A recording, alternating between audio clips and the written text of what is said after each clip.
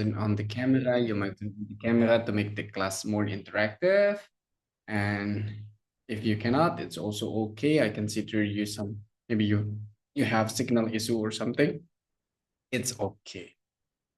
Okay, well, while waiting the others, I will try to start by explaining what we have studied before. Yesterday, we studied related to directly and indirectly answered questions. Kemarin kita sudah bahas tentang directly and indirectly answered questions. And most of you stated that, oh, I haven't got fully understood related to indirectly answered question. Dan teman-teman kemarin banyak juga yang bilang kalau, oh kayaknya aku belum begitu paham nih di bagian indirectly answered questions gitu ya.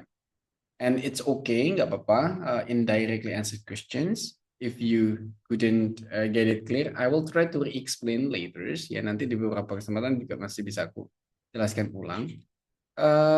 But I will share your screen.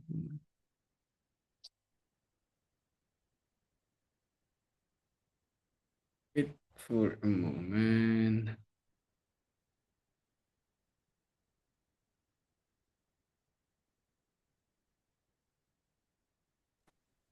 Okay, I will share the screen.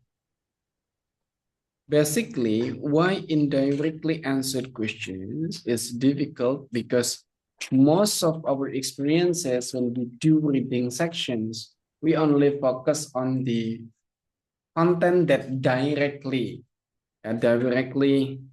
or easy to get the information related to the content. Jadi biasanya kita itu kalau mendapatkan konten typical reading gitu ya, konten-konten reading, kita tuh seringnya mendapatkan konten yang tipikalnya direct atau secara langsung, teks bacanya itu bisa disimpulkan secara langsung. Nah, sementara indirectly itu teman-teman,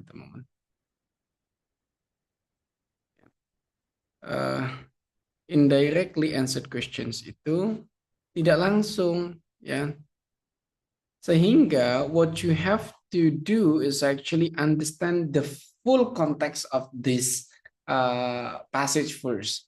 Yang pertama teman-teman harus lakukan adalah memahami secara keseluruhan dulu. Yang memahami secara keseluruhan dulu sehingga bisa mencerna nih informasi yang diinginkan itu apa. Contoh amplifications gitu ya.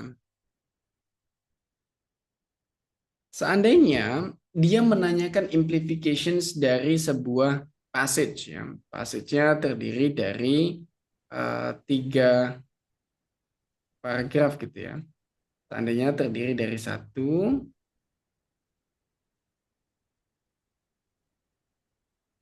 2 atau 3 paragraf lah ya. It's okay, let's say 2 gitu. Maka yang harus teman-teman lakukan adalah memahami paragraf 1 dan 2 dulu secara keseluruhan. That's a thing. Nggak boleh cuma membaca depan atau belakangnya aja, nggak. Teman-teman harus memahami secara full. That's fully the context. Nah, itu kalau yang ditanya adalah implications of the passage. Tapi kalau yang ditanya implications of paragraf tertentu, seandainya dalam paragraf 1 aja gitu ya, you have to understand the full of the paragraph. Caranya gimana gitu ya? Karena teks itu, teman-teman, teks itu kan disusun begini ya. Kemarin tuh antara begini, uh, begini, atau begini kan. Jadi secara menyusun kalimat dalam sebuah paragraf itu kan ada topik sentence. Topik sentence itu bisa di awal, bisa di akhir, bisa campuran keduanya. Nah, when the topic sentence already get, selanjutnya ini nih supporting sentence. Ya, this is the supporting sentence. Kalimat-kalimat selanjutnya ini disebut sebagai supporting sentence. Kalimat yang mendukung topik, yang mendukung ide utama, itu tuh disebut sebagai supporting sentences. Nah, kamu harus memahami dua-duanya, topiknya dan juga supporting sentences-nya. As an example, kita taruh contoh. Ya.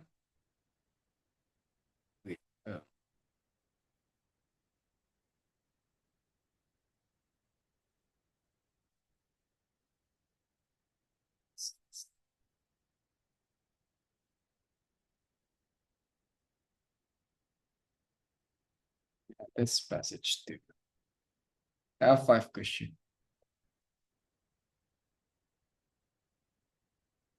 Nah, ini this typicals ya. This typicals yang pertama, the paragraph preceding the passage most probably discuss. Oh, ini tipe indirectly answered questions ya, indirectly answered questions yang preceding. Ya, preceding itu kan berarti paragraf sebelumnya. Kebetulan kalau di sini kamu bisa membaca di awal doang karena ini cuma tentang preceding ya, bukan secara full keseluruhan konteksnya. What will you answer? Apa yang akan teman-teman jawab? Kalau seandainya kalimat pertamanya adalah schizophrenia is often confused with multiple personality disorder, yet it's quite distinct from it. Kira-kira jawabannya what the probably uh, preceding paragraph. Kira-kira paragraf sebelumnya akan apa jawabannya?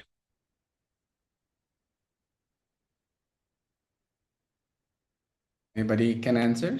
Ada yang bisa jawab ya? Coba tak kasih waktu ya, tak kasih waktu. Let's say we give the timer here. Timer 1 menit ya. Kita coba kasih waktu 1 menit. Kalau paragraf pertamanya dari schizophrenia is often confused with multiple personality disorder, yet it's quite distinct from it.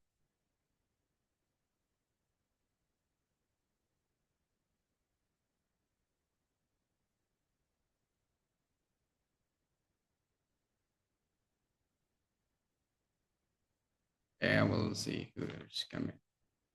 Apa yang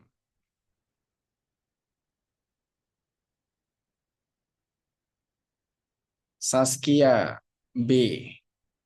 Kenapa Saskia? Why did you answer B? Kenapa kamu jawab B?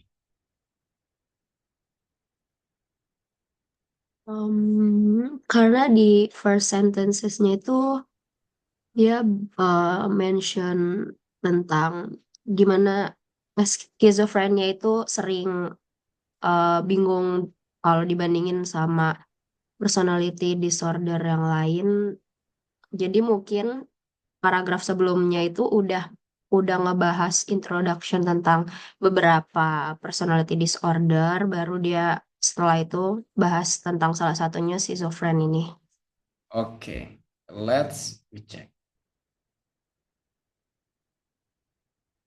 Nice. Nah, mirip penjelasannya karena dia bilang ini schizophrenia is often confused with multiple personality disorder, yet it's quite distinct from it. Jadi schizophrenia itu orang saling salah memahaminya, dikira sama dengan personality disorder.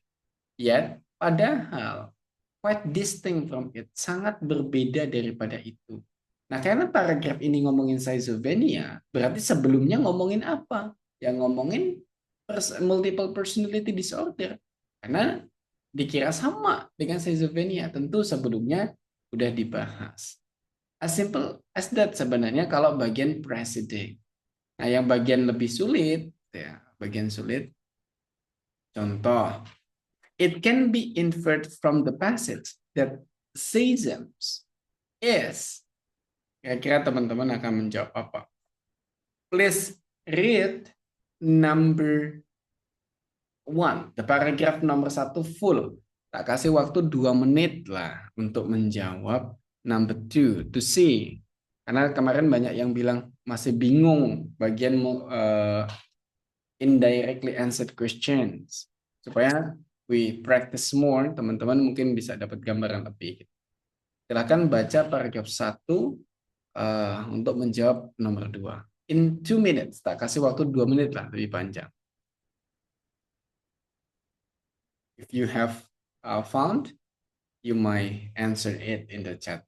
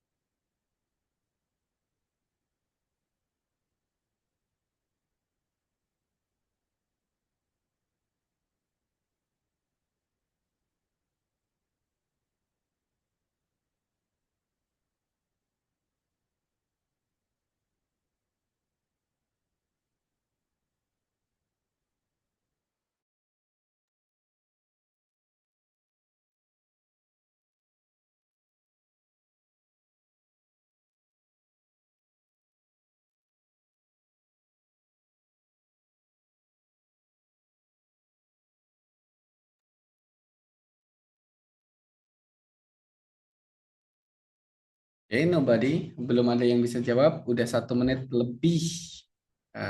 Hampir 1 menit setengah. We are looking for 30 detik left.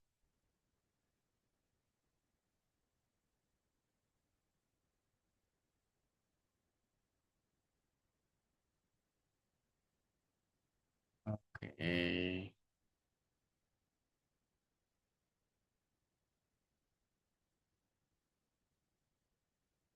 Oke, Latif sudah menjawab satu lainnya. Kita tunggu ya. Saskia A. Oke, time is off. Latif, why did you answer B? Kenapa jawabnya B, Latif? Halo Mister. Halo. Eh, di sini saya lihat bahwa kayak penyakit ini sering menarik diri dari keluarga, teman. Hmm? Ya jadi kayak apa ya, ke kepribadian atau kayak mentalnya gitu sih. Kalau Oke. menurut saya Oke. ada di line yang bawah nih, yang paragraf-paragraf bawah. Oke. That's Gitu Mister. ini ya, biological thought, patterns, and feedback Ya, reality. Oke. Saskia, your answer A, different nih, beda sendiri jawabannya A. Kenapa?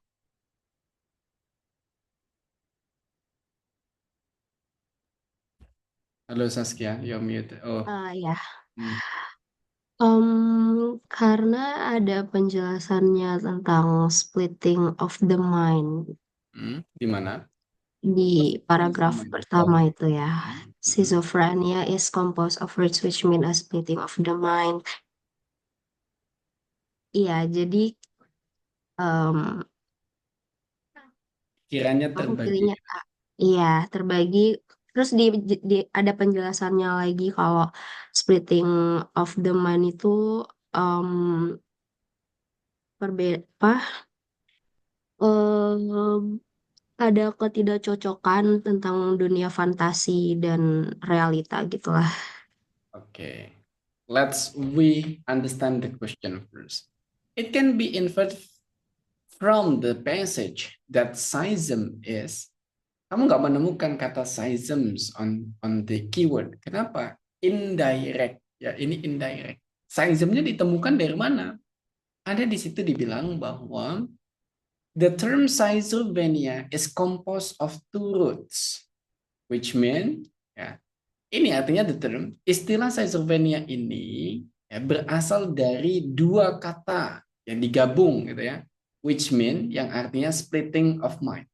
Nah, dua kata yang digabung ini berarti schizophrenia ini sebenarnya dari dua kata yang disatukan itu. Maybe schisms and phrenia. Jadi schizophrenia. Artinya apa? It does not refer to the artinya which mean a splitting of the mind. Ya, alam sadarnya yang terbagi, terpecah gitu.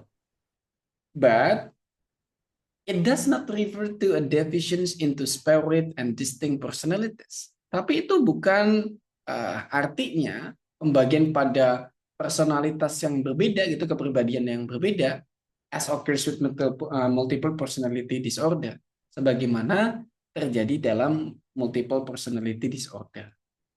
Nah, di sini kan kamu jadi tahu, oh berarti schisms itu tadi reverse-nya, ya, invert, maknanya adalah pemecahan nih, ya terjadi pembagian alam sadarnya dia. Mana yang mendekati itu? A mental disease, a personality trait, a part of the brain. Tentu yang dimaksud adalah bukan mental disease. Kalau mental disease, schizophrenia memang mental disease, tapi invert. Makna dari schisms atau schizophrenia itu apa? Di situ disebutin is composed of two words, which means splitting of the mind. Yang mana yang rata-rata dekat maknanya dengan splitting. Splitting kan terbagi. Nah, terbagi sama dengan divisions into parts. Divisions adalah pembagian. Jadi beberapa bagian. Apa yang dimaksud yang dibagi? Di situ tentu otaknya. Something like that. Ya. Jadi agaknya uh, difficult ya karena udah terlalu nggak langsung nih ya. You have to understand more. Nah, coba nih. Next. It can be inferred from the passage that Caesarea would be less likely. Ini masih paragraf yang sama. Harusnya semakin banyak informasi yang ditemukan. Tadi teman-teman udah harusnya benar nih. Kita kurangi ini menjadi 1 menit. Let's try.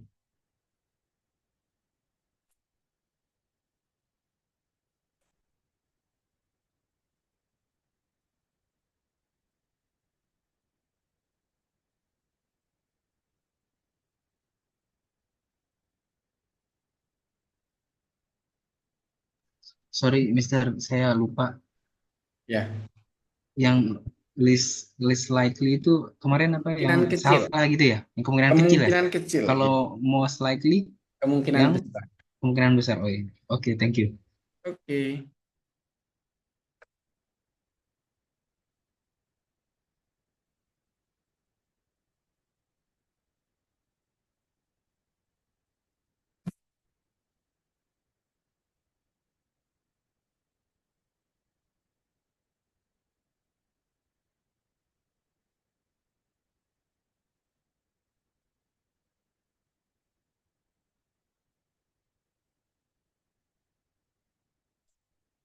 Nah, nice. Ini udah ada yang jawab juga.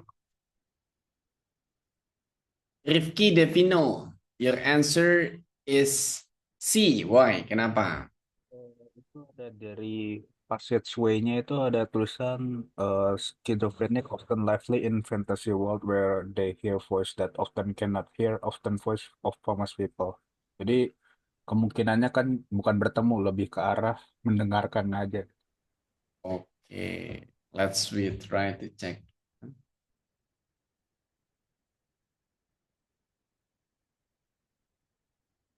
Tentu yang hears, yang jawabannya C ya tadi, Bang B. That's correct. Meet with famous people. Dia hanya mendengarkan suara orang-orang terkenal. Eh, Sebenarnya it's a fantasy voice ya. Saya Zubanikin ini dia mendengarkan fantasy voice. Eh di Indonesia itu sering banget terjadi like this one. As examples ada yang mengaku oh mendengar suara dari malaikat terus kemudian jadi something. Nah, voicesnya ini bisa tergantung. If in America ya mostly with famous people. Kenapa? Karena di sana tuh lebih kayak mengidolakan banget apa namanya artis dan lain sebagainya. Nah, kalau di Indonesia kan orang-orang lebih kayak cenderung wah percaya nih ada malaikat, ada jin, ada dewa lah, macam-macam gitu. Nah, this also influences pembagi apa schizophrenic itu. And that the things. Nice, we go. Ini memperbesar pemahaman teman-teman di pernyataan kita sebelumnya bahwa it will be around academics context. Ini akan selalu tentang konteksnya akademik. Schizophrenic juga sangat akademik sekali. Next, number 5. It can be inferred from the passage that it would be less common for schizophrenia to develop in age of berapa? You might read in the last passage.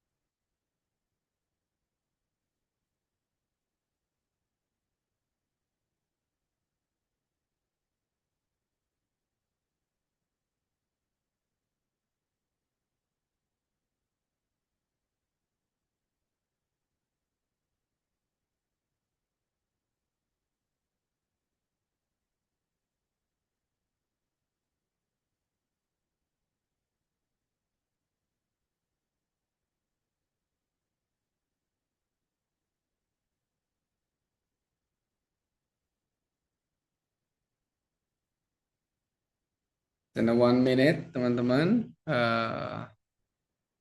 Ya, yang udah ketemu siapa?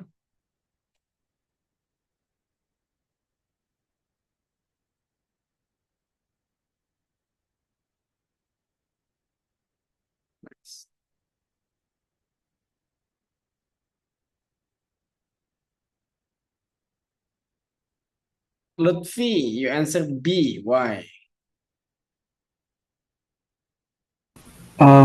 Ya karena di paragraf 2 ini yang di first sentence-nya bilang it is common for the symptoms of schizophrenia to develop during the late teen years or early 20s. Okay. 20 is early 20s or not?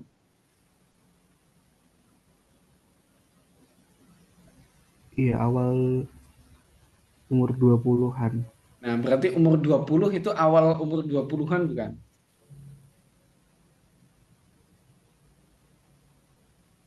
Iya, Berarti most likely atau least likely dia? most likely. Nah, berarti B harusnya salah ya. Karena kan kalau dia itu kan late teen years or early 20s. Dia terjadi di late teen years, akhir belasan tahun, or early 20s atau awal 20-an. Nah, 20 ya berarti awal usia 20-an kan dimulai dari 20 tahun, bukan dari 26 ya, tapi dari 20, 21, 22, 23, 24 itu awal 20. Nah, berarti yang tidak termasuk akhir belasan dan awal 20-an tentu Sam ini udah menjawab, Siti Rohma, Saskia ini juga banyak yang jawab D, Dinda, itu korek. Ya, karena akhir belasan dan awal 20-an tentu yang enggak itu ya 30, that's likely. Like that ya, as simple. Next, like this. Nah, ini the following paragraphs. Following paragraphs, as simple as you just need to read the last sentence uh, at the last passage, and then you just combine what would be after that. Tinggal baca kalimat terakhirnya, terus kemudian mana yang ada hubungannya dengan itu. Tapi ingat, jangan patokannya pada vocabnya, tapi fokuslah pada maknanya. Like that.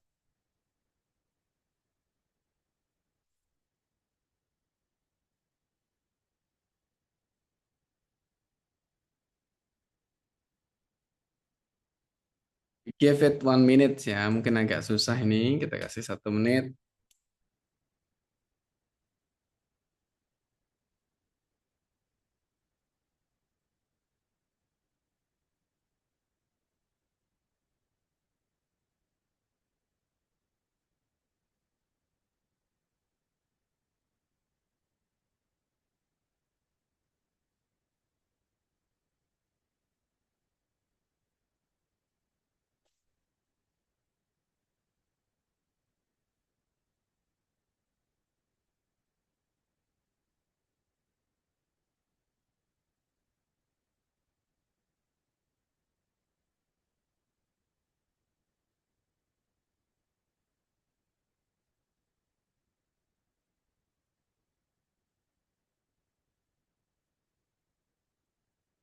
Nine, 8, 7, 6, 5, 4, 3, 2, 1. What is your answer, guys? Apa jawabannya? Let's we talk. Coba kita ngobrol sama Dinda. Dinda, what is your answer, Dinda?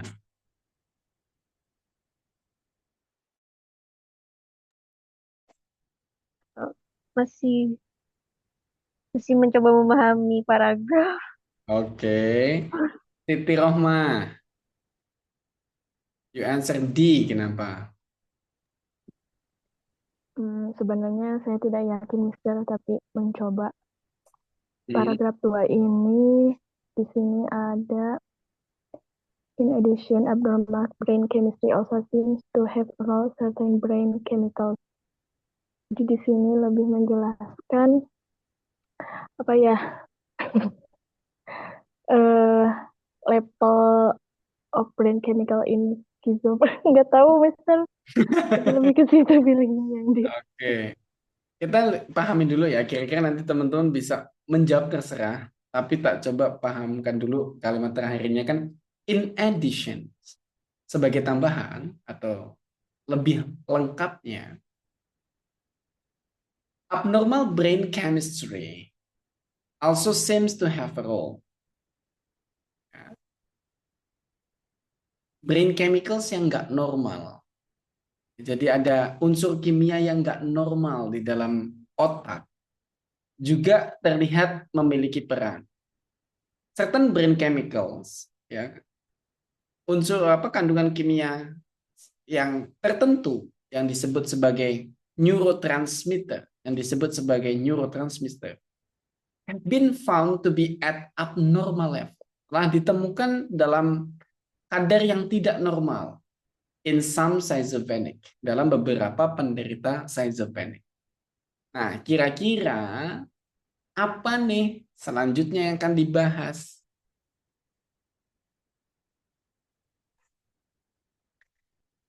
Dari pemaknaan itu tadi, bahwa ternyata schizophrenic ini ada peran unsur kimia yang nggak normal di dalam otaknya. Yang disebut neurotransmitter tadi itu nggak normal, abnormal level in some schizophrenics. Berarti apa yang akan dijawab? Further symptom of schizophrenia, tentu salah. Nggak ada kaitannya ngomongin further symptom. Ini ngomongin hanya tentang abnormal level of some certain chemicals in brain, kan? Chemical contents. Ayo, apa nih teman? Udah tak hilangin satu. Saya C, Mister. Kenapa C? Itu menyimpulkan sebenarnya Caesar ya dari paragraf itu baca ini kayaknya ya diskusinya tentang itu. Nah, ini salah soal. Harusnya kalau yang menyimpulkan itu adalah kalau kita ditanya tentang invert, imply, itu kesimpulan.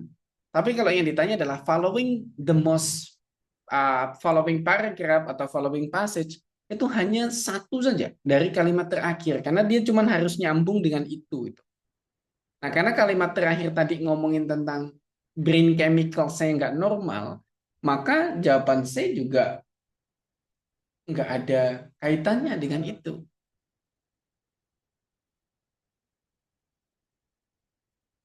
Hati-hati. Sinta, kenapa jawab B, Sinta? Yang seperti yang disebutkan Mister tadi kan, in additional, abnormal brain chemistry also seems to have a role. Certain brain chemicals called neurotransmitter. Di diskusi selanjutnya itu membahas neurotransmitter. Oke, tapi masalahnya kita ngomongin schizophrenia atau multiple disorder nih di sini. Schizophrenic kan. Sehingga kalau dia ngomongin neurotransmitter patient with multiple disorder, mana nyambung? Nyambungnya adalah unusual level of brain chemicals in schizophrenic gitu. Unusualsnya itu neurotransmitternya kan abnormal kan. Nah, itulah disebut unusual level. Unusual, tidak normal, tidak biasa. Gantinya dari abnormal level gitu. Nah, ini yang tadi tak sebut, don't get it wrong with focus on the vocabularies. Jangan sampai salah karena kita fokus banget dengan vocabulariesnya, sehingga kadang itu membuat kita tidak teliti. Padahal tadi kita ngomongin schizophrenic, di sini multiple personality disorder gitu. Karena neurotransmitternya sama gitu. Halo? Gimana, Thank you, Sinta? Mister. Understand? Yes. Paham ya gitu ya. Jadi jangan sampai nanti wah ini neurotransmitternya yang dibahas dia akan neurotransmitter. Tapi yang terlalu fokus sama itu, lupa pada konteksnya. Ini konteksnya schizophrenic loh, bukan multiple personality disorder.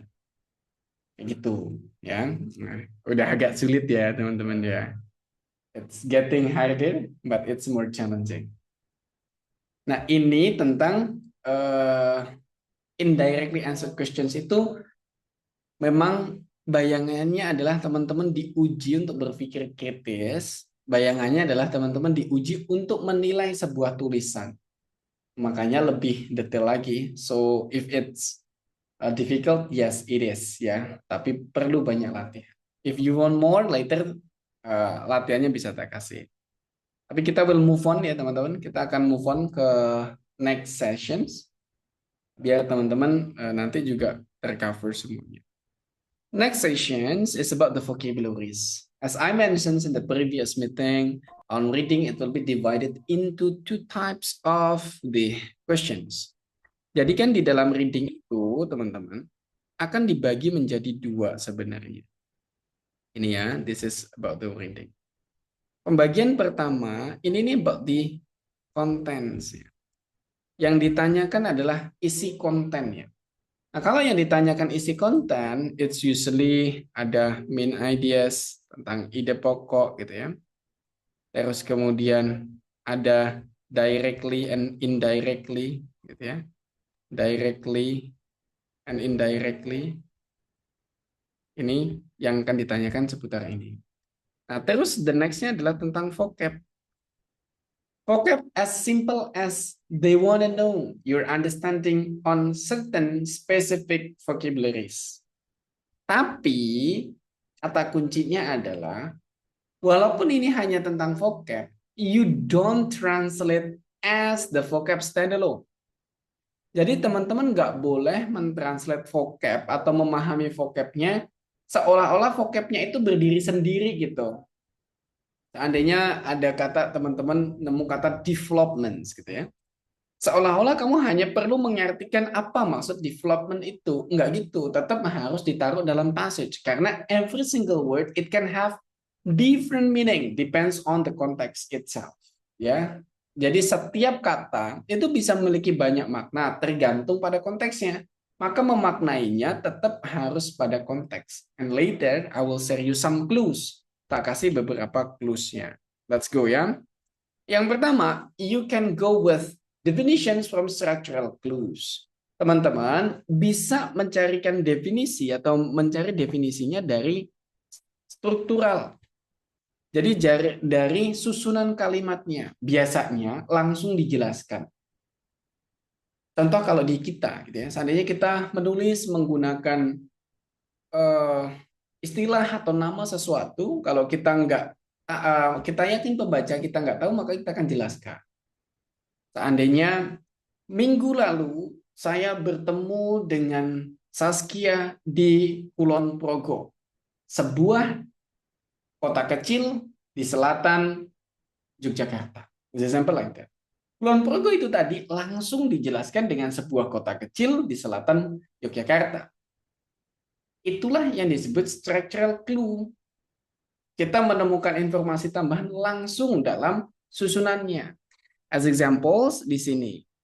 Kamu ditanya, in behaviorisms in line 2, a psychologist is concerned with. Nah, kamu jangan kerjakan, oh behavior. Ini ngomongin tentang behavior. Behavior kan adalah kebiasaan. Kebiasaan kalau kamu artikan standalone, artinya adalah unconscious thought patterns. Ya, unconscious thought pattern, pola pikir yang sudah di bawah sadar. Itu kalau kebiasaan. Makanya kamu bisa tidur tanpa mikirin sesuatu gitu ya, pokoknya tidur ya tinggal tidur, ada makan tinggal makan aja udah. Nggak perlu fokus kamu mengunyah, itu tetap bisa aja terkunyah gitu ya. Itu unconscious thought patterns.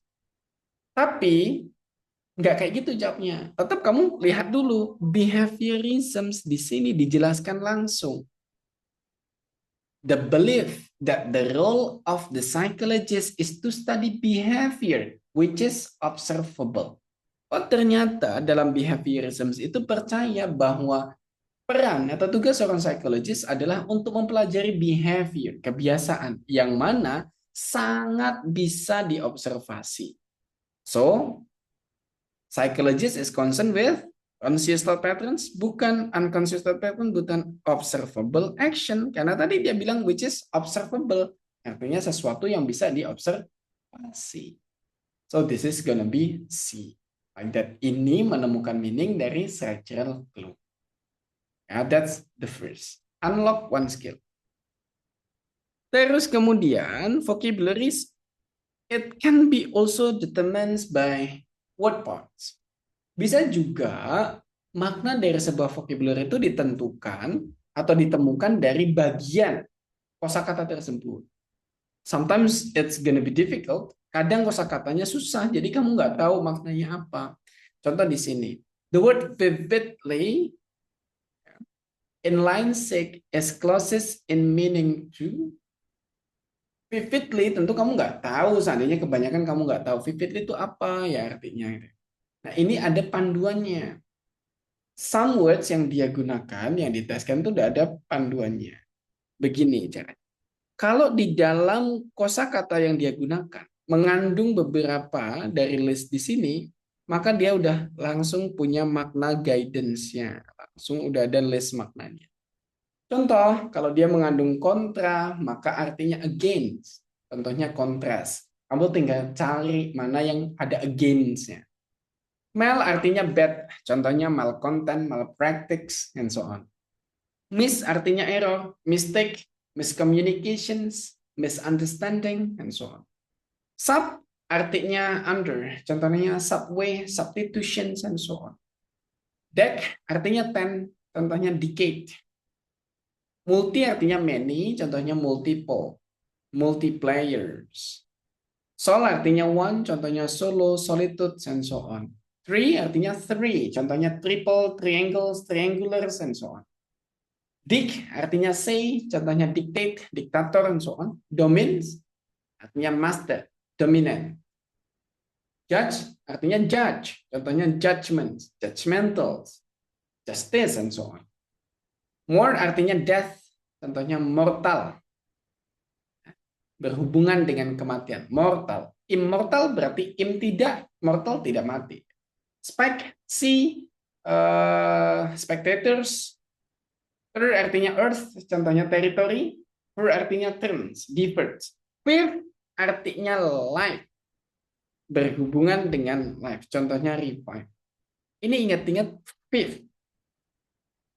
Fifth tadi kita menemukan kata vividly, ya kan? Ada kandungan vividly. Fifth, di sini ada fifth.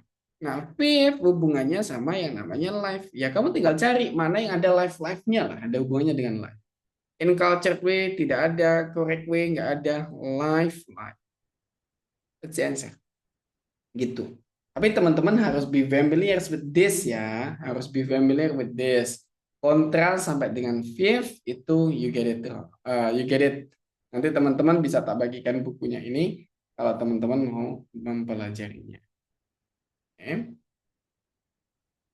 That's thing. Kita lanjut next skill.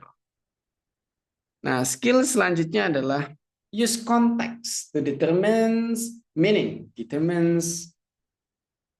of difficult words. Kadang kita menemukan kosakata yang susah, tapi kosakata yang susah itu lagi-lagi dia akan bisa dijelaskan dalam konteksnya di dalam teks bacaan tersebut. Contoh, an incumbent in line 1 most likely. Kalau incumbent di sini, kamu jangan, wah incumbent di Indonesia ini ngomongin tentang politik. Politics berarti langsung special type of election misalnya. Oh enggak gitu. Tetap dilihat lagi di dalam teks bacaan. Biasanya ada penjelasannya, at least di paragraf tersebut.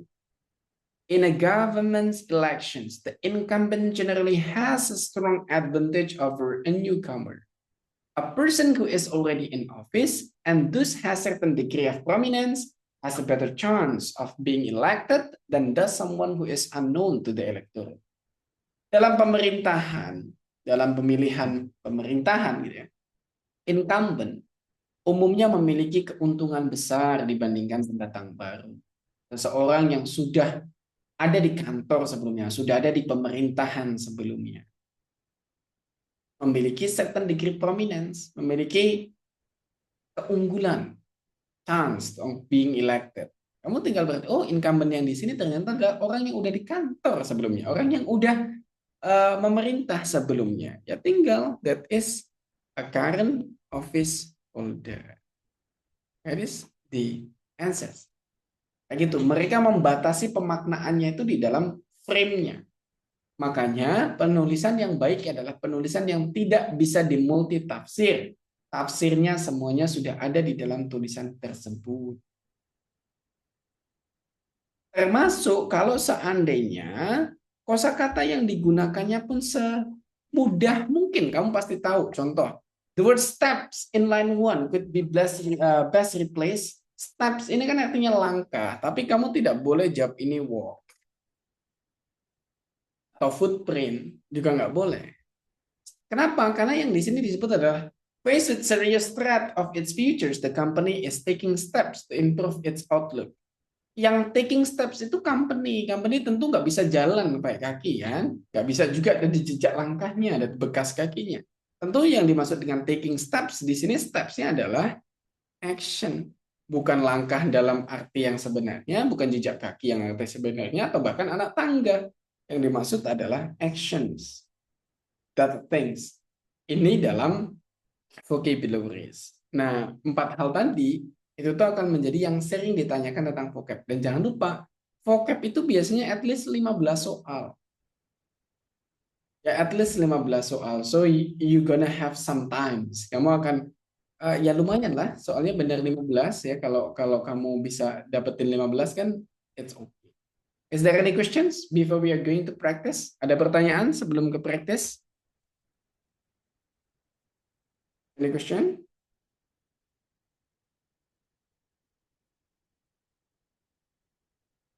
Lihat, aman ya, kita bisa practice ya.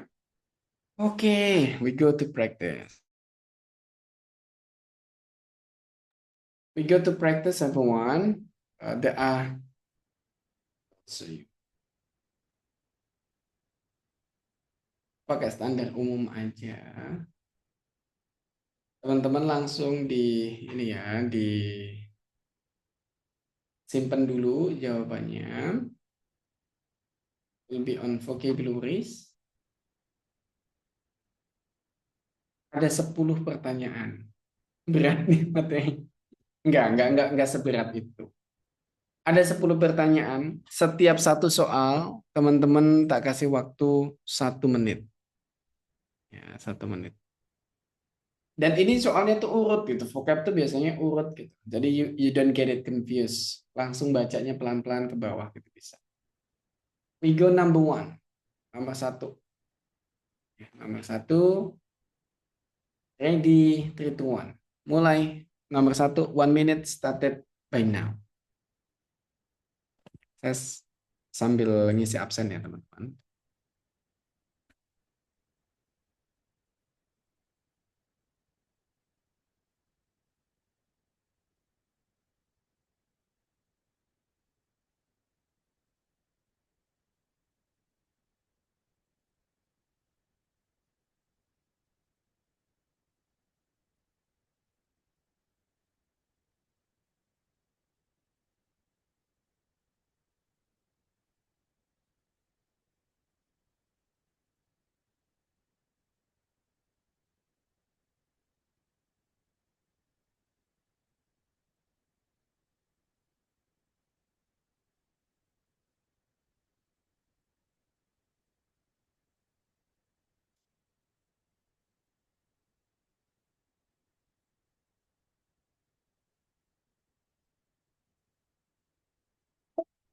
Number 2. 3, 2, 1. Number 2.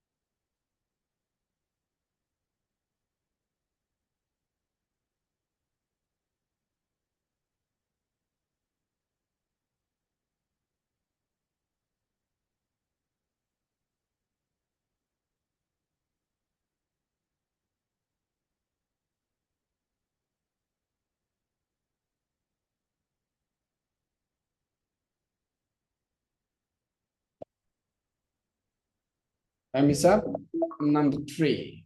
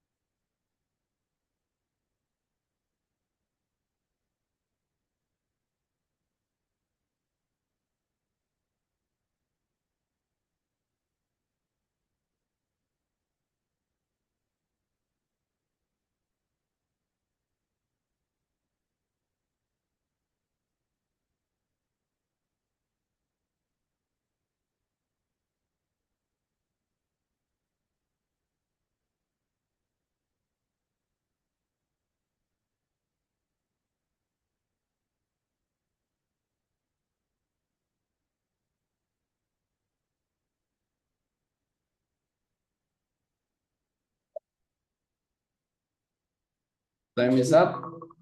Number 4. 3, 2, 1.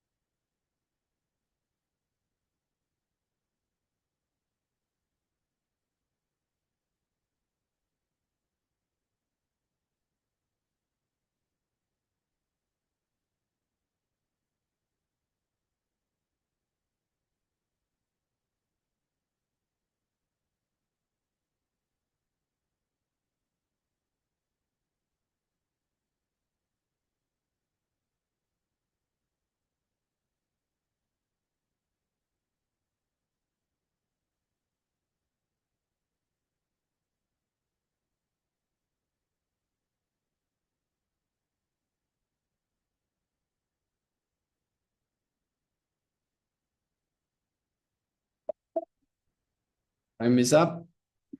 Number 5.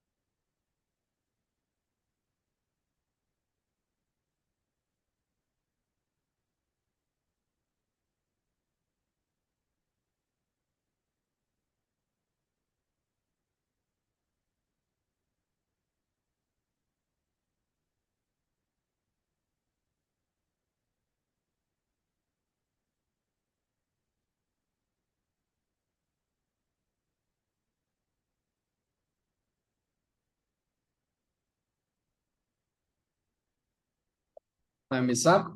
Number 6.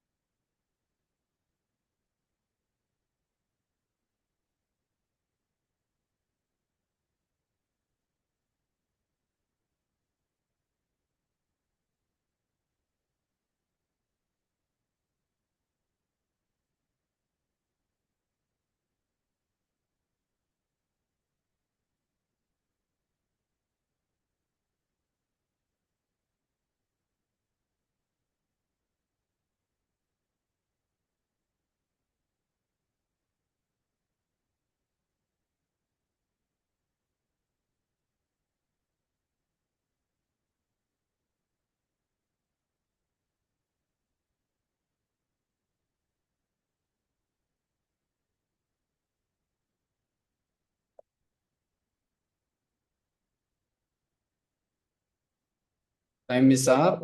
Number 7.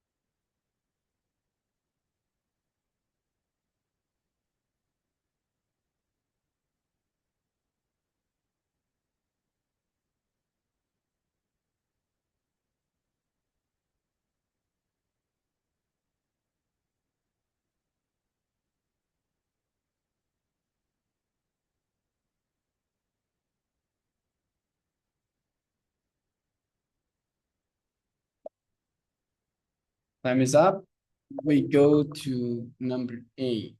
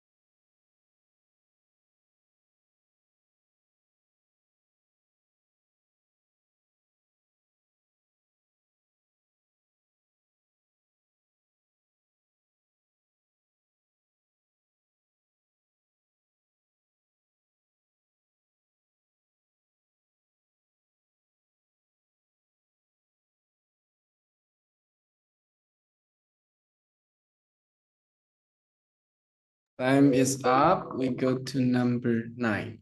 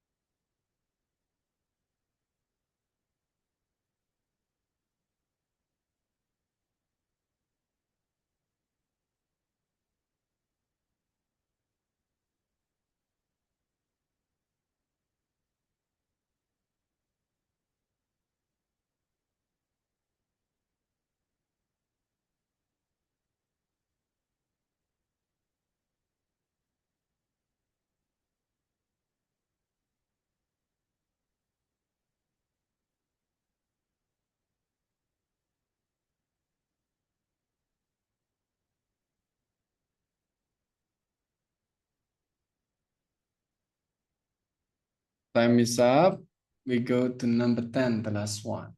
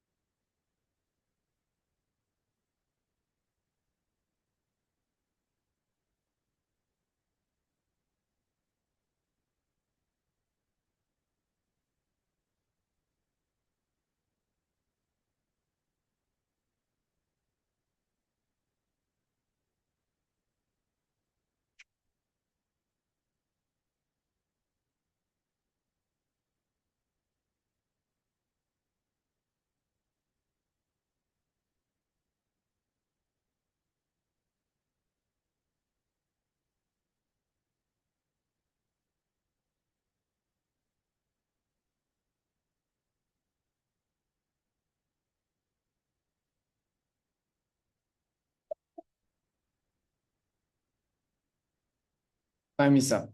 Waktunya habis. Now we go to discussion. You might set your answer from 1 till 10, everyone. Then after that, later we will discuss how many correct numbers you get correct. Teman-teman boleh share nomor 1 sampai 10 jawaban teman-teman. Dan nanti kita bisa diskusi ya jawabannya. Waiting ya, kita tunggu dulu.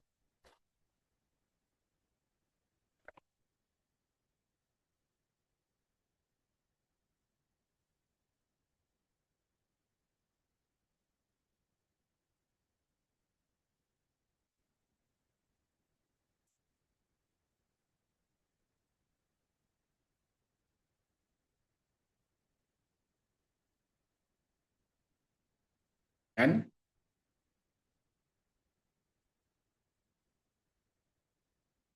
Oke, while waiting, sambil nunggu teman-teman ngetik, kita coba deh sambil ngobrol to get it more effective waktunya ya. Sinta, number 1. Kita fokus ke yang on cam dulu ya, biar orangnya udah jelas ada. Number 1, Sinta, what is your answer? Nomor 1 itu C. Connected to? Iya, Kenapa? Kamu pengen soalnya tentang ya? relatif itu seperti ada ikatan atau menyambung. Oke, kita cek ya. Teng teng.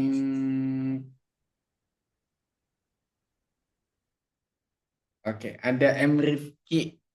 M Rifki jawabannya 1B. Kenapa Rifki? M Rifki D. Eh, kalau mungkin biasanya kalau saya sih ngeliatnya relatif itu dan location of star itu berarti kan bisa diterjemahin compared with gitu, one of another gitu. Let's check. Nice. The locations of stars. Jarak dari bintang-bintang di langit. Connected, ya, connected itu terhubung satu dan yang lainnya tidak kelihatan. No. Tapi satu dibandingkan yang lainnya tidak relatif. Yang penting teman-teman udah nggak jawab in the family itu udah oke ya. Tapi dimaknai lagi bahwa locations of the star in the sky kalau connected hubungan satu dengan yang lainnya nggak kelihatan.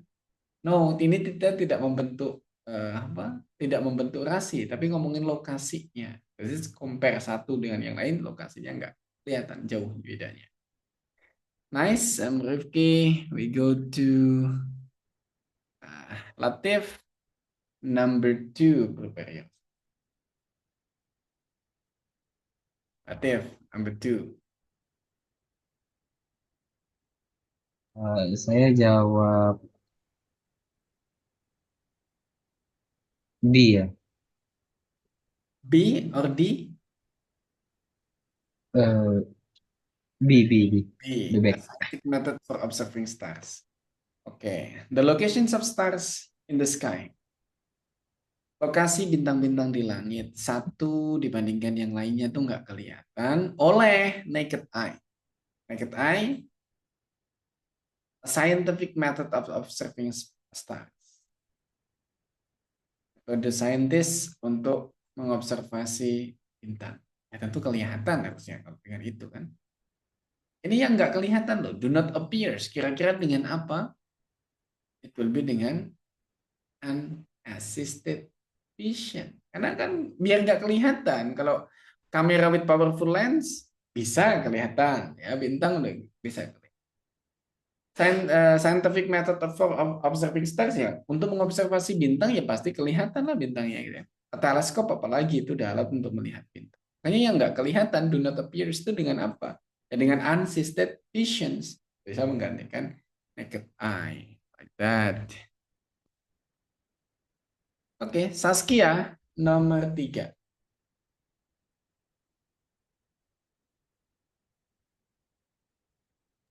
Saskia, Oh ya, Em, oh itu nggak keketik ya, karena tadi agak bingung antara hmm, C hmm. or A. Kalau A Em, tentu bukan. Fix ini memang memperbaiki dia kali, tapi bintang mau ya, diperbaiki. makanya kayak tadi pilihnya C deh, changing. Tak coba menerjemahkan apakah it will influence your answer or not. The locations of stars in the sky relative to one another do not appear to the naked eye to change. Jarak antara bintang-bintang di angkasa satu dan yang lainnya itu cenderung tidak kelihatan perubahannya oleh mata telanjang. Sebagai hasilnya, atau mata kosong, mata tidak pakai alat. Sebagai hasilnya, bintang-bintang ini sering dianggap sebagai fixed in a position. Maka fix artinya apa? Oh, harusnya D ya, stationary apa tetap tidak bergerak. Tidak bergerak karena dia tidak kelihatan perubahannya dengan mata telanjang. Padahal bintang itu selalu bergerak. Sehingga kan ada Milky Way ya jalan bintangnya itu. Very nice. Thank you. Uh, ini kayaknya juga menjadi challenge ya. Eh, Next kita nomor 4 ke Lutfi nomor 4. Unwitting. Ya, ini aku tadi lihatnya secara konteks sentence secara keseluruhannya. Hmm. Jadi kalau many unwitting stargazers incorrectly assumes, jadi kayak asumsinya itu beberapa tidak benar gitu. Jadi makanya dari aku jawabannya yang A, unknowledgeable. Ya, tidak cukup berpengetahuan jadi salah gitu ya. Ya. Cek. Very nice. Good. That's correct. Perfect. Bagus. Nah, kita lihat yang lainnya. Aldila G. Istantina. Is there Aldila? Yang titik ini siapa ya? Yang titik ini, zoomnya titik ini siapa? Aldila, Alifa, Aldila, Reader. Namanya mirip-mirip. Aldila G. Istantina, Reader. Ada ya. Alifa Putri Hasanah? No? Ya, supaya lebih efektif lagi yang Iya, hadir. hadir. Oke, number 5. Oh, number 5. Nomor 4 Ah, mana tadi? Udah kan nomor 5. nomor 4 udah ya. Ya. Nomor 5. Nomor 5, kalau aku nomor 5 dari aku sendiri ngejawabnya huge. Huge. Soalnya kayak kan sebenarnya aku kalau ngeliat dari konteksnya kan bisa Hmm. jadi jawabannya A atau B, tapi kalau misalkan lihat dari artinya dari tremendous ini tuh lebih ke arah kalau emang distance-nya tuh gede gitu loh. Oke, besar sekali Iya, gitu. besar sekali gitu. Oke, let's check. Nice. Very nice. Oke, Aldila. Oke. Huge, besar sekali. Oke, good. Terima kasih. Next, we go number 6. Number 6, we go to Dinda.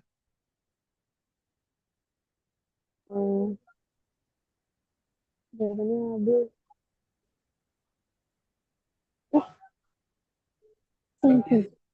Sorry?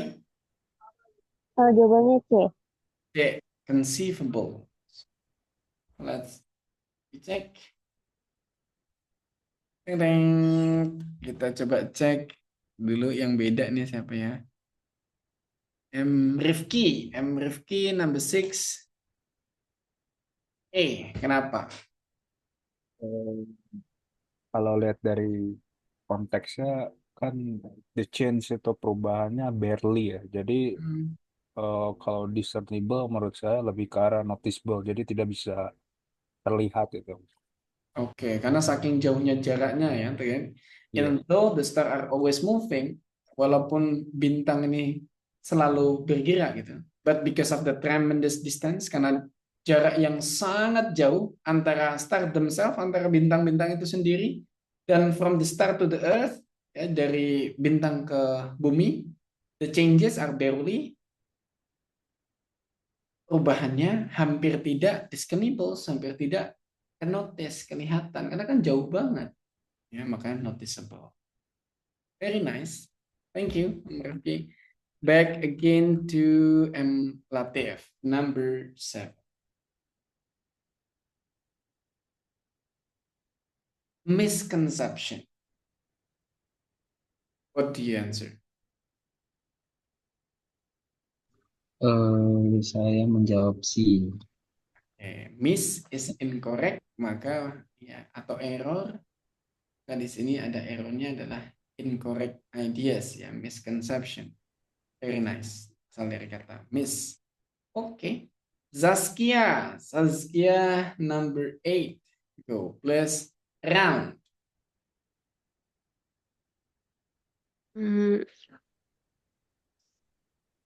The answer is D, approximately. Approximately, kisaran ya. Yang penting Yeah. jangan circular. That's we check. Very nice. Okay. Sinta with number 9.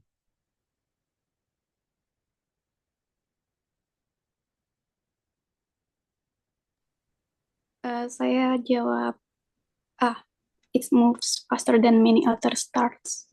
Because of its relatively rapid moving, ya lumayan cepat. Cepat. Check. Very nice. Tuh, ya. Yang terakhir ini ada Lutfi, number 10. Go ahead. Ya, ini sebenarnya tadi masih agak bingung sih buat ngejawabnya, tapi aku jawab antara B or D. Tapi lebih ke arah yang D. Evident. Ya. Okay, I'll try to help. When the apparently negligible movement of the stars is contrasted with the movement of the planet, the stars are seemingly motionless. Ketika pergerakan yang negligible, let's say negligible ini kamu belum tahu artinya, of the stars, dari bintang tadi, contrasted, dibandingkan with the movement of the planets, dengan pergerakan planet, the stars are seemingly motionless. Bintang-bintang itu hampir kelihatan tidak bergerak. Ya, kelihatan tidak bergerak. Maka pergerakan yang seperti apa supaya kalau dibandingkan dengan pergerakan planet itu tuh menjadi tidak kelihatan? Apakah evidence kelihatan gede gitu ya? Ataukah negatif nggak ada? Atau slight kecil? Mana Lutfi menurut? Yang slight. Yang slight. Jangan dijawab yang negatif ya. Kalau negatif kan nggak bergerak, nggak mungkin dibilang apparently movements ya. Pasti doesn't move kalau dibilang. Answer is B. Nice. Nah, dari 10 teman-teman benar berapa? Mister, maaf tadi nomor 9 jawabannya apa ya, Mister? Nomor 9 itu A. 6, oke. 7, udah good. 7, oke. Wih, Rifki, Divino, 9, nice. Oke. Nah, vocab itu intinya sebenarnya teman-teman membaca pelan-pelan dan memahami sejak dari atas turun ke bawah. Nah, vocab itu tidak boleh kamu mengerjakan vocab itu hanya fokus pada vocabnya doang, nggak mau membaca kalimat sekitaran itu gitu. Karena kalimat sekitaran itu ya di dalam seandainya contoh nih di sini nih di Bernard Stars gitu ya. Ya kamu nggak boleh cuma baca Bernard Stars-nya doang, harus Bernard Stars ini bagian dari kalimat sebelumnya dari sini. An example of rather fast moving star demonstrate why this misconception prevails. It takes around 200 years for Bernard Star, relatively rapid moving itu untuk memahami maknanya secara utuh. Jangan hanya cuman di kosakata yang ditanya doang, begitu ya. That's what you need to do. Nah, vocab ini soalnya gampang-gampang mudah. Kadang ada topik di mana teman-teman itu apa namanya dapat topiknya mudah gitu. Nah, kalau masih banyak kurang familiar pengetahuan kosakata vocabnya, ini namanya academic vocabularies ya. Nah, academic vocabularies ini yang memang a bit tricky, lumayan tricky, teman-teman harus get familiar with. Nah, yang paling mendekati itu apa gitu ya? Since it's America, what for me very remarkable to improve and almost similar. Banyak pembahasannya itu muncul di soal TOEFL adalah VOA Amerika. Ya, Voice of America itu sering banget artikelnya itu menjadi soal TOEFL.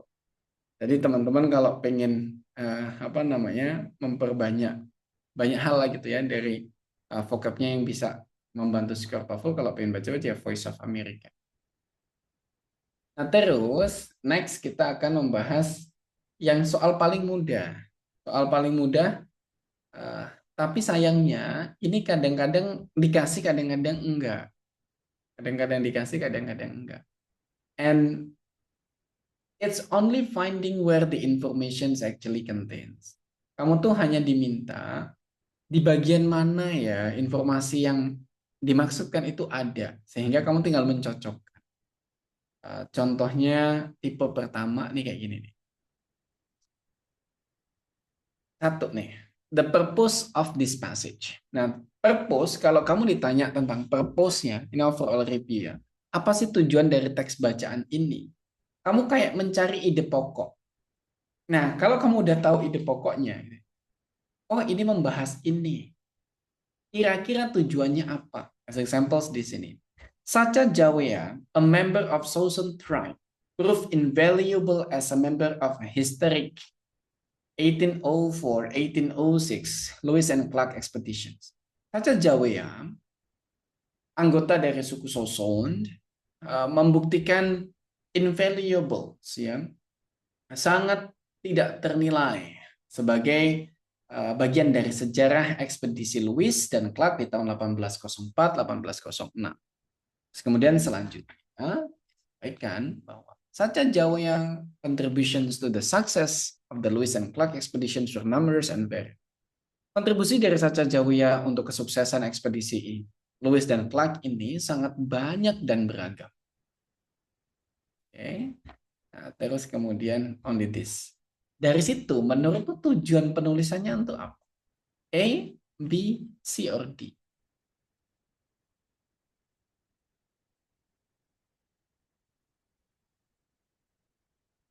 Ayo, kamu lihat tulis. Tulisannya kira-kira apa? A, B, C, or D? Kalau tadi yang A dan B ngomongin gitu, paragraf 1 dan 2-nya ngomongin kontribusi seseorang yang sangat banyak. What will be? Saskia, what will be your answer kalau kayak gitu? Iya. Ya, kayak gitu. Jadi sama seperti mencari ide pokok, cuman kira-kira tujuannya tuh ngapain dia nulis kayak gini gitu. Kalau mengkritik ya berarti mengkritik, memuji ya that's become valid contributions of a historic figures gitu. Nah ini cuman redaksi bahasanya akan dia rubah. That you have to get them. Nah terus tadi ini tipikal yang tak sebutin. Kamu hanya disuruh mencari informasi yang ada di dalam soal itu tuh terkandung di dalam baris keberapa misalnya kayak gitu. Contoh di sini. Where in the passage does the authors give some indications of Sacha Jawia during the Lewis Clark expeditions? Nah, kamu bisa menemukan kira-kira si Sacha Jawia itu umurnya berapa dari bagian yang mana? Yang di bold ya, yang ditebalkan itu 1, 2, 3, kamu bisa nggak menemukan usianya kira-kira berapa? Coba. If you found, ditulis jawabannya yang.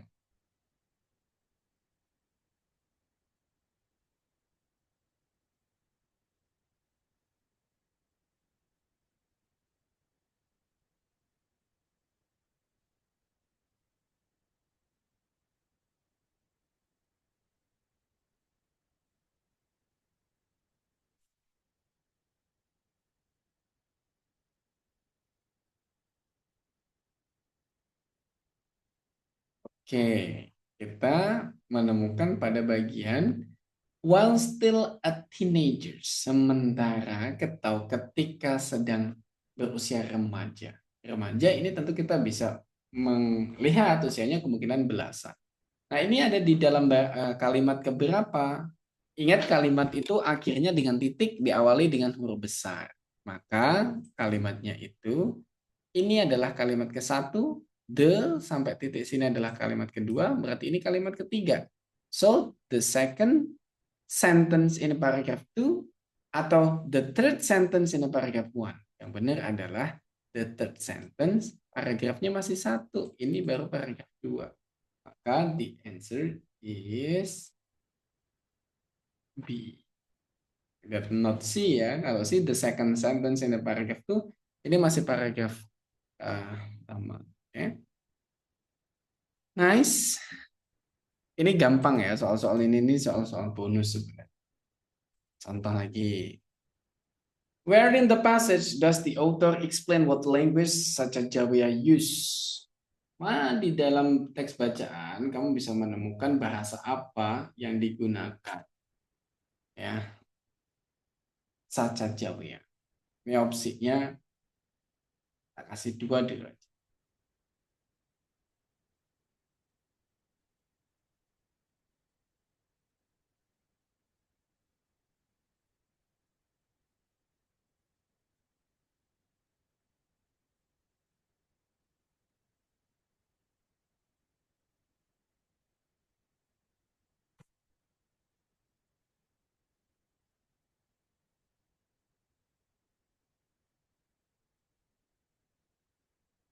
The fifth sentences in paragraph 2 pada jawab C. Let's check. Nice. Hati-hati. Yang jawab B, the third sentence in. Ingat, ngitung ya, ngitung barisnya itu, ngitung kalimatnya itu tidak dari awal sampai akhir. Di paragraf itu, jadi gini. Nah, kamu ngitungnya gini, moment. What's mistaken with this? Kalau seandainya ada satu paragraf, ya satu paragraf ini nih gitu ya. Ini terdiri dari 1, 2, 3. Ini ada 3 kalimat. Ya selesai, ini hanya 3 kalimat.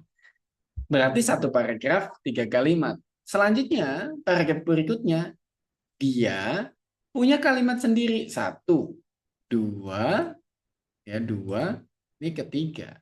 Maka tidak dihitung dari tadi udah 3, 4, 5 gitu, nggak gitu. Setiap paragraf ya punya susunannya sendiri.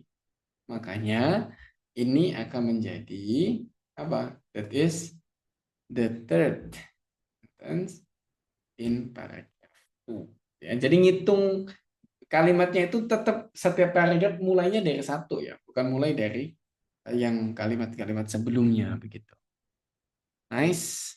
Kita lanjut ke berikutnya. Where in the passage does the author explain what Sacha Jawia did to maintain the health of the expedition's members? Baca dulu opsi 1 dan 2. Nanti akan tak scroll untuk opsi 3 dan 4.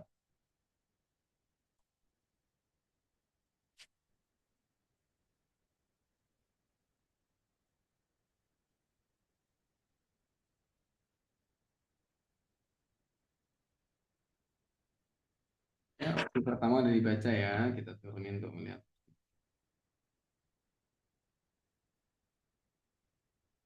Opsi ketiga.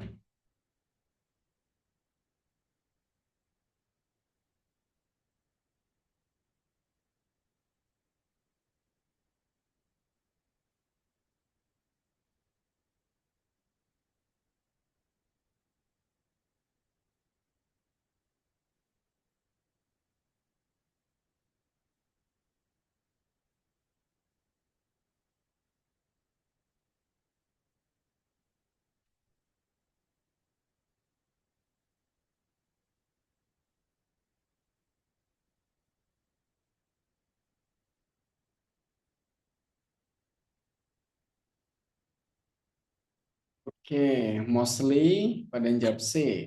She knew which roots, plants, and berries could be used as food and which could be used to treat a host of maladies, ranging from minor injuries to serious illness. And she spent accountable hours scouring the land in search of roots to dig plants and berries together. Jadi dia tahu mana tanaman, mana akar-akaran, mana beri-berian yang bisa digunakan sebagai makanan, dan mana yang bisa digunakan sebagai obat, mengobati luka, kayak gitu ya, sampai ke serius, penyakit serius. Kan di sini bagian C, the sixth sentence in to be the answer. Very nice. Gampang ya kan, tipikal soal ini will not get you difficult. Harusnya tidak buat teman-teman susah. Next, number 5. Where in the passage does the author list a mountain pass which Sanjaya was able to get expedition? Dan jangan buru-buru dijawab hanya karena membaca satu option. Nanti akan tak scroll ke bawah. Teman-teman boleh baca dulu opsi pertamanya dulu.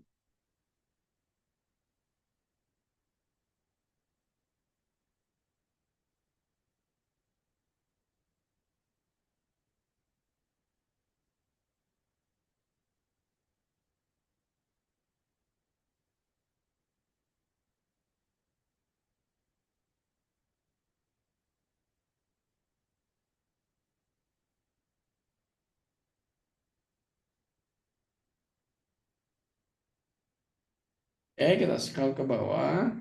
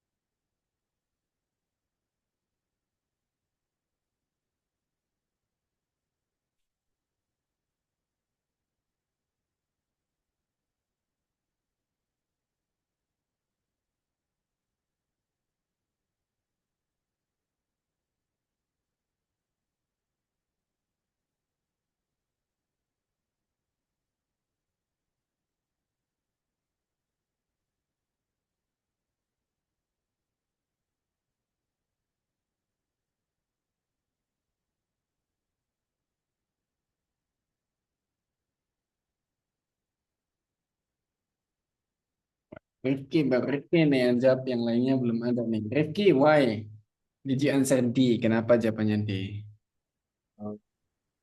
Itu di paragraf yang tulisan sesuai itu she remembered Soson Trail from her childhood. Trail itu kan kayak path lah. Jalan kecil. Kita cek apakah D.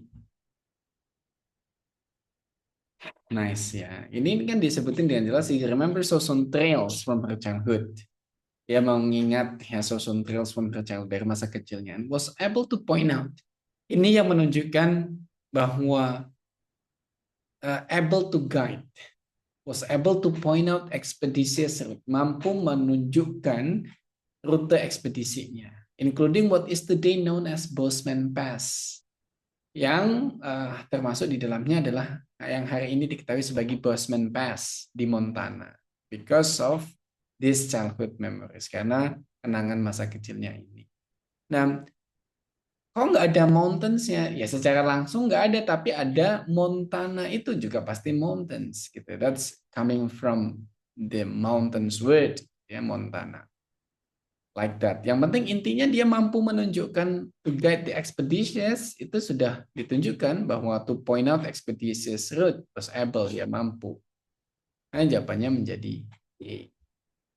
Like that. Nah, ini namanya the tone.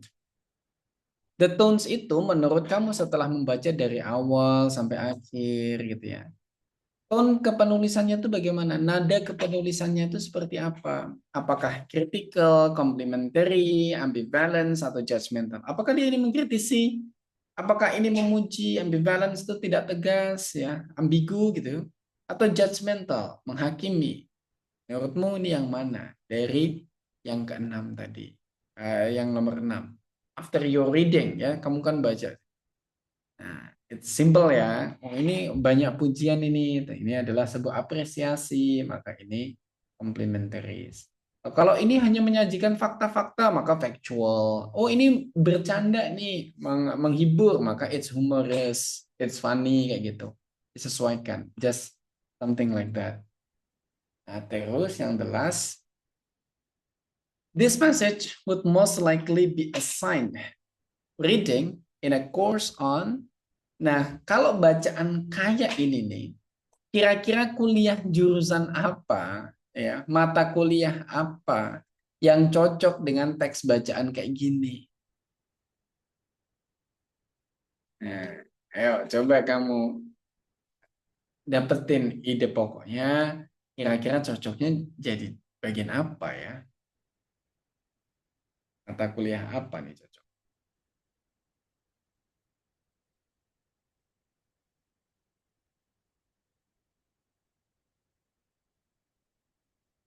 What will be? World geography, geografi dunia, American literatures, literatur Amerika, 19th century American history, abad 19 ya, sejarah Amerika, sosial linguistik. Saskia, kenapa memilih world geography? Karena ini kan tentang ekspedisi kayak mountain gitu ya, kayak ya pendakian gunung gitu. Terus nggak tahu, mungkin ini asumsi, Missouri itu kan dari New Zealand ya, bukan Amerika. Jadi kayaknya makanya World Geography. Missouri, New Zealand. Reverse loh. Oh, ya makanya mungkin tadi aku mikirnya asumsi, keingetnya suku Missouri, Maori ya itu ya. Itu Maori. Ya ini Makanya ini asumsi. Oke. Nah, kalau seandainya world geography, harusnya geografis dunia. Jadi dunia itu secara geografisnya seperti apa? Jawaban ini hanya membahas cuma Amerika doang, cuma di Amerika doang, di dataran Amerika doang. Tentu kalau world geography berlebihan. Nah, yang mendekati adalah tentang 19th century American history. Oh, ini kan sejarah historik ya, historik.